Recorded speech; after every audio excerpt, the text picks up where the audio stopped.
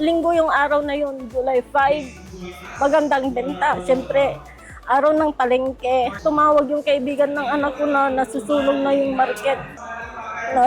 Said to say na pagdating namin, wala na yung pwesto namin. Kahirap magpundar ng hanap buhay. Dito lang kami umaasa sa pang-araw-araw na aming pangangailangan. Mabigat sa loob. Pero ang pasalamat lang namin, walang buhay na nawala sa nangyaring ito po.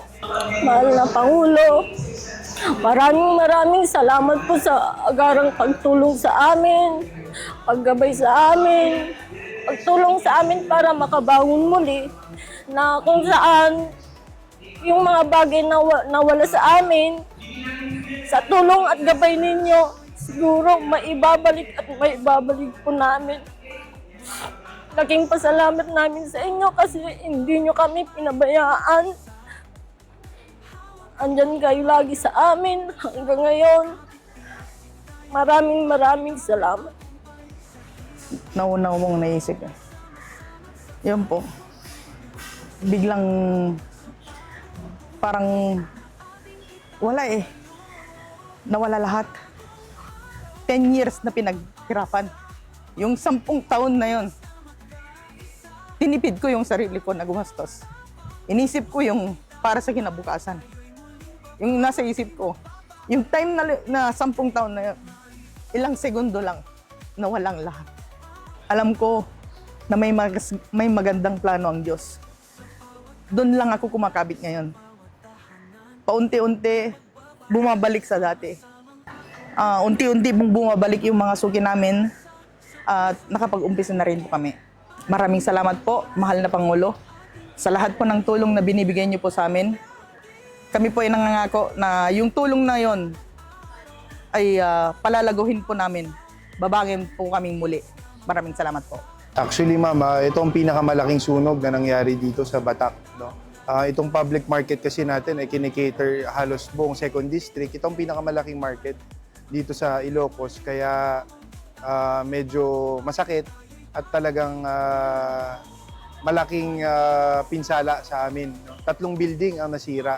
So talaga pong mahirap, pero dahil po sa tulong ng national government, ang provincial government, pati LGU, nagtulungan po kami. Nung next day kasi nag-declare na po kami ng state of calamity.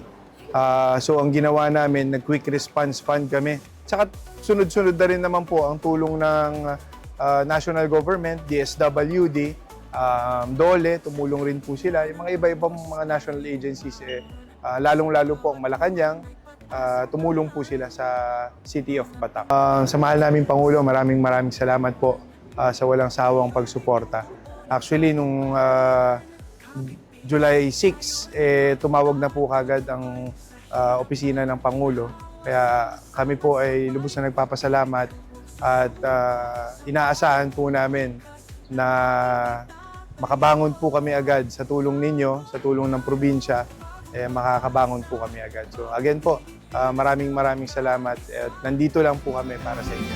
Abang pusong may dangat, tayo'y muling babangon, di magpapaalipin kailanman.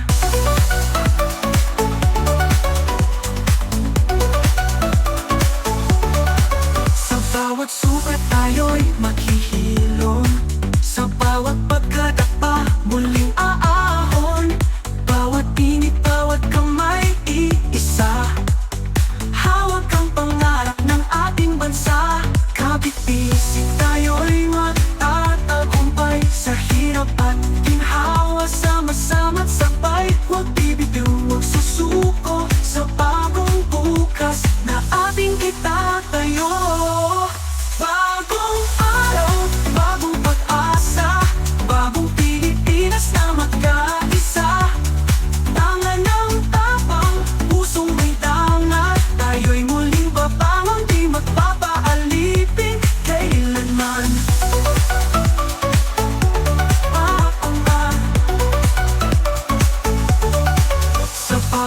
kalsada, sa bawat tahanan, tinig ng pagbabago, sama-samang aawitan, pag-ibig at pag-asa, sa puso'y iukit.